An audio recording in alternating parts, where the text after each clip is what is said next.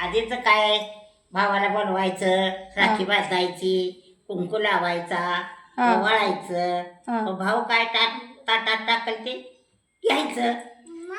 मग भाऊ तुम्हाला तुमच्याकडे यायचं का, म्हणजे कसं? आम्ही बोलवून घ्यायचं भावाला बोलवून घ्यायचं.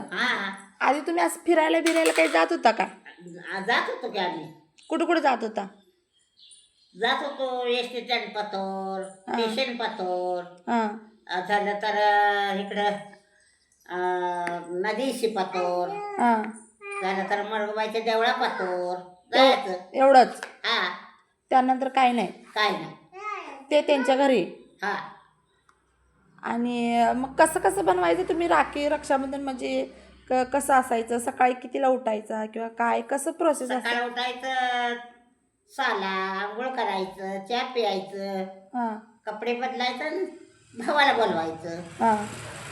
पेढ्याचा पुडा आणायचा, पेढं द्यायचं, चहा द्यायचा, भावाला चांगलं ओवाळायचं, बोलवायचं.